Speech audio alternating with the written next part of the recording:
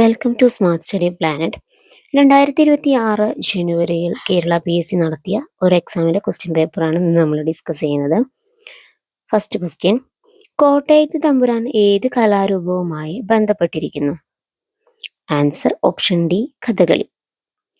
2025 ICC വനിതാ ലോകകപ്പ് semi ഫൈനലിൽ ഇന്ത്യയെ ഫൈനലിലേക്ക് നയിച്ച ഇന്ത്യൻ വനിതാ ക്രിക്കറ്റ് താരം ആരാണ്?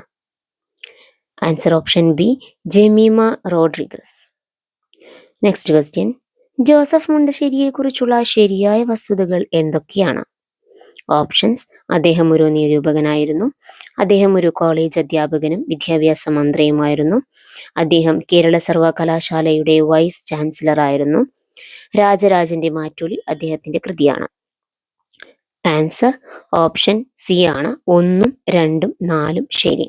അദ്ദേഹം കൊച്ചിൻ യൂണിവേഴ്സിറ്റിയുടെ വൈസ് ചാൻസലർ ആയിരുന്നു, കേരള സർവകലാശാലയുടെ അല്ല. കേരള സംസ്ഥാന ചലച്ചിത്ര അവാർഡുകൾ ആരംഭിച്ച വർഷം 1969. ഇനി വരുന്നൊരു തലമുറയ്ക്ക് ഇവിടെ വാസം സാധ്യമോ? ആരാണ് ഈ വരികളുടെ രചയിതാവ്? ഈഞ്ചക്കാട് ബാലചന്ദ്രൻ. വൈക്കം സത്യാഗ്രഹത്തിന്റെ 100ാം വാർഷികം എപ്പോഴാണ്? മാർച്ച് 30, 2024. വൈക്കം സത്യാഗ്രഹം അവസാനിച്ചത് നവംബർ 23, 1925 ആയതുകൊണ്ട് തന്നെ ഓപ്ഷൻ ഡി ആവാനുള്ള സാധ്യതയുമുണ്ട്. നവംബർ 23, 2025 ആകാം.